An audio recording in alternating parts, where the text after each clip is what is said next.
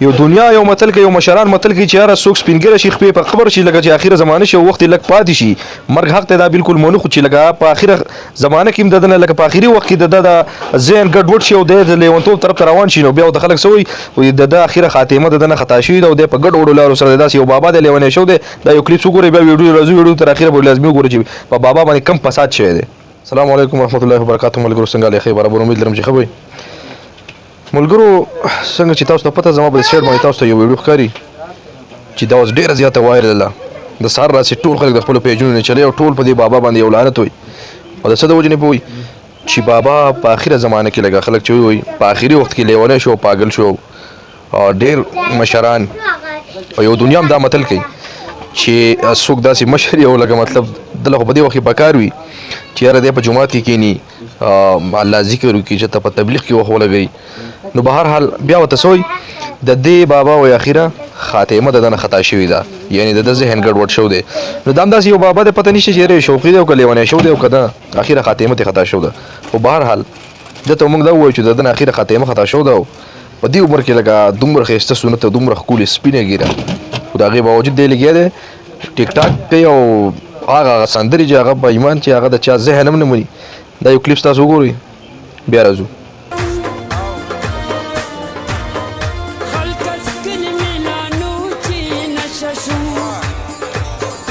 پرون زمان यहाँ के टूक टूक खोलो मुंग अस्पताल बाने बहुत लोग आगे वेली के देखे कोरोना चले نو کلیپ مو اورېدو د بابا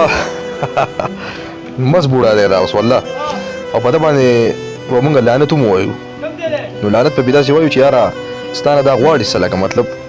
کینه ده په جومات کې چېرته کینه ذکر وکړه الله چې ته یاد کړه دا خلک په څه دی او دا په تا څه شوي دي څه فساد در باندې شوی دی اوس مین غلطي په دې کې د دغه کس هم دی یاره چې د ده نه دا ویډیو که ته په خپله کړله خو چې دی خو لعنتي دی تباه شوی دی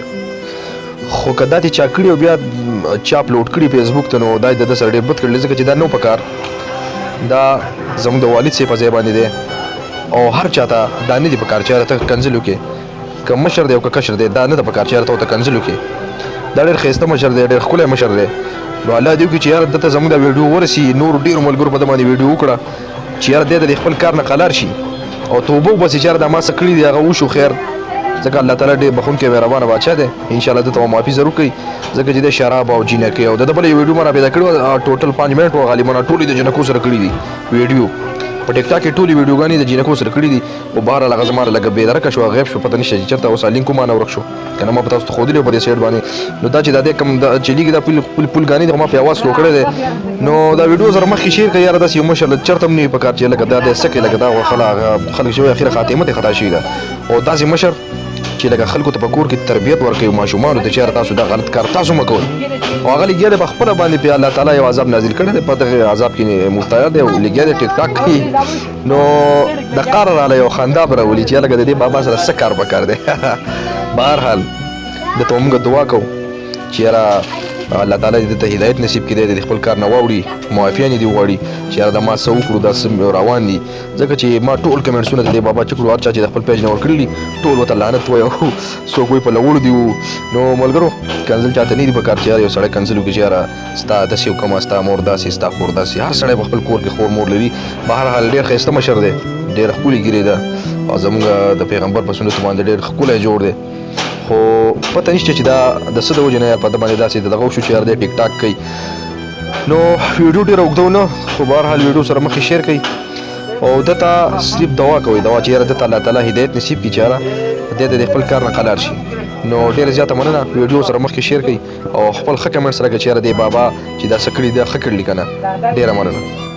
کتونکو د بابا دا ویډیو موږ ته یاره چې بابا باندې څه فساد شوی دی کم مرض پې شوی دی نو ټولو ته پته دی په ټیک ټاک باندې ورته شوی دی چې چا دله ویډیوګانې کړلي یا په دې طریقه باندې پوه کړی نو هغه ته مو وایي چې یاره ډېر غلط کار دی کړی دی ځکه چې دا ډېر ښایسته بابا دی زموږ د پیغمبر په سنتو باندې ډېر ښکلی جوړ دی او د ده سره دا عمل ډېره زیاته ناروا ده او بله خبر خلک په څه باندې اخته دی په یو عذاب کې دی په یو